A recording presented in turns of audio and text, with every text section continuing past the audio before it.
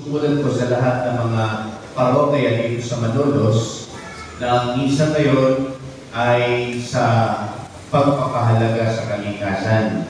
Kaya yung ating pong pagdiriwang ngayon ay tungkol sa pagpapahalaga ng kalikasan dahil ngayon pong buwang ito, inaalala po natin ang sulat ni Pope Francis noong 2015, 10 years ago, Laudato Si, na ang kanya pong sulat ay para alagaan po natin ang kalikasan.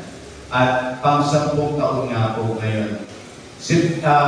Simula po naging Santo Papa si Pope Francis tuwing September 1 hanggang October 4, yun po ay buwan ng pagpapahalaga sa kalikasan. At yun ang panawagan ng ating obispo ngayong linggong ito.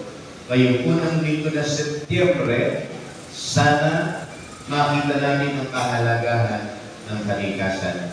Sabi ko po kanina, ang kalikasan ay kakampi natin, hindi kaaway. At sana po, huwag natin gawing Diyos-Diyosan ng kalikasan. Yun ang sinabi ng ating unang pagbase. Ang hirap po sa iba, sa sobrang ganda ng kalikasan, sino pala yung kalikasan? Nakalimutan na ang may likha ng kalikasan. Mas pinahalagahan yung nilikha kaysa lumikha. Pero huwag naman daw po.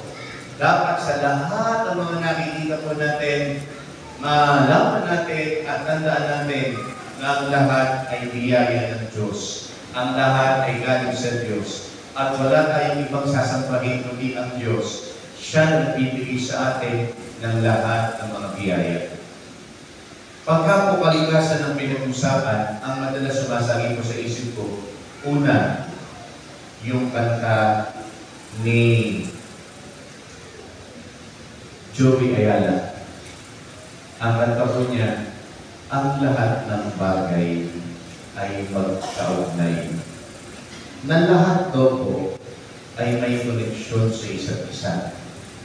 Nilikha ng Diyos ang lahat na konektado sa isa't isa. Hindi mo ba pwedeng sabihin na walang kwenta yung nilikha ng Diyos? Hindi ho. Lahat ng nilikha ng Diyos may koneksyon sa isa't isa. Bigyan ko po kayo ng halimbawa. Bakit niya nilikha ang halaman? Nilikha po niya ang halaman para meron po tayong oxygen.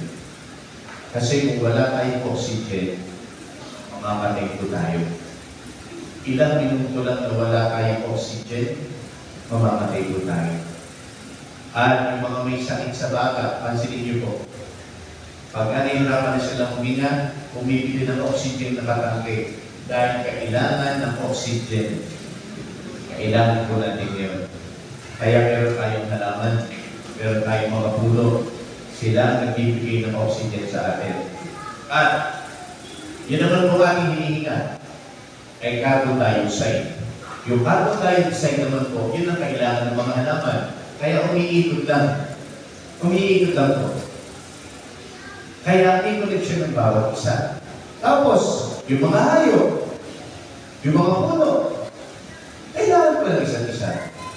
Paano kailangan natin yung dagat? Dahil doon tayo nakakakuha ng isda, makakain natin ng ulam. Kailangan natin yung mga hayop, baka, baboy. Yung iba nga, gusto aso eh. Buti pa rin yung aso ko, loyal. Yung boyfriend ko, hindi. Diba? Bakit may hukot? Kasi nga po, may connection naman talaga yung lahat. Sana lang, nakita natin ang kahalagahan ng nilikha ng Diyos. Tayo ay tinatawagan ngayon. Sana, mahalin po natin ang kalikasan. Huwag natin sayangin. Ang dami-dami na pong nabago sa kalikasan natin. Bigyan ko lang po kayo ng halimbawa. Ito po yung halimbawa ko dun sa proper. Kasi nga po, dun sa proper, nalaman ko lang po, may tulay po kasi sa pagitan ng TV proper at TV gulod. Pero po tulay doon. Ang kwento po sa amin ni Brother Noli na doon daw po, yung mga isda sa ilalim ng pwede kang manghuli sa ilalim ng tulay. At kung daw po, naglalaba yung mga tao doon sa ilalim ng tulay. Eh ngayon po, subukan ko paglaba. Yung itim, baka kung papakdin puti, baka itim. At alam ka rin po mahuhuling isda, nasira na. O, ito pa ho. Dati, meron po tayong tinatawag na puso ng bayan. Na lahat po, halos lahat pupunta po doon para umigib ng tubig. Doon tayo inom ng tubig. Eh ngayon po, hindi mo na mainom yung mga tubig sa poso. Kailangan mo bumili ng mineral water. Dami na nagbago. Pero hindi po natin namamalayan na habang tumatagal, nasisira yung malikasan. O ito pa po, hindi po natin napapansin. Dati, yung mga bata naglalaro sa kalsada, masaya po naglalaro sa kalsada, eh ngayon pa yung mga bata nakalaro-laro po cellphone. Kalaro po cellphone. Hindi na niya kakalala yung mga kalaro. Akala ko natin gano'n lang, pero hindi po, may epekto po yun. Ito po epekto, meron po nakausap sa ating City Hall. Isa sa mga problema ngayon dito sa atin, sa San Jose del Monte, kabataan, nag-suicide. Kabataan, nag-suicide. 17 years old, 20 years old, nag-suicide. Bakit? Kasi po, maraming kabataan ngayon, mahina na loob. Dahil walang nakakausap, lahat na sinasarili, wala ng cellphone, kaya wala na naman sa loob. Binrake ka ng girlfriend at makapatay na.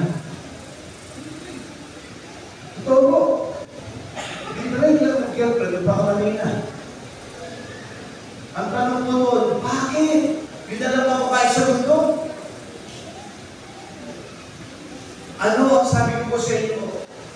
Kung magsarado man ng pinto, huwag kang mag-alala. Bukas mapintana. May dahilan ng Diyos. Magtiwala ka lang. Huwag kang mawawala ng pag-asa. Dahil gano'n pumilos ang Diyos. Ngayon, kung sasayamin natin yung kalikasan na pinagkaloob ng Diyos, paano mangyayari? Sa ating Ebanghelyo, ipinakita po doon, kahit sa hangin, kahit sa dagat, may kapangyarihan ng Diyos. Bakit? Eh kasi siya lumikha doon. Siya lumikha. Kaya niyang utusan ng hangin, kaya niyang utusan ng lupa, ng dagat, manahimik ka, at tumahimik sila. Dahil ito po ay nilikha ng Diyos. At ang nilikha ng Diyos, makatutulong sa atin kung gagamitin ng tama ng tao. Pero kung sasayangin ng tao, mapapalawala ang biyaya. Nung bata po ako, doon sa mga kaibaran ko, may mga 50 years old na. Nung elementary po tayo, mag-iwan ng signal number 3 lang. Hindi po maabot ng signal number 5. Hindi po, may signal number 5 na. Sobrang lakas ng bagyo.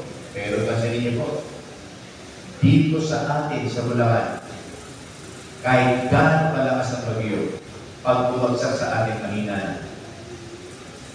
Bakit? Salamat sa Sierra Madre. Dahil sa Sierra Madre, nababasag ang bagyo. Kahit gaano siya kalakas, babasagin ang bagyo. Salamat sa bundok. Ang problema, doon po sa Rizal, inagal mo yung bundok.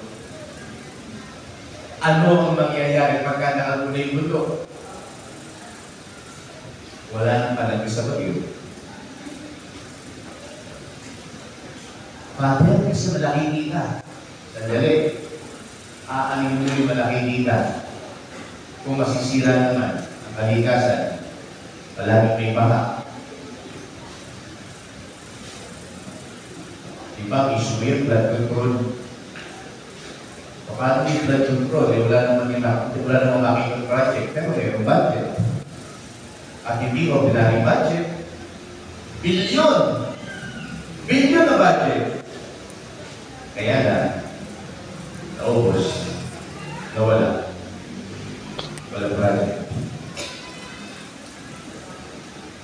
Ang nakakatakot po, pagkakumante yung kalikasan.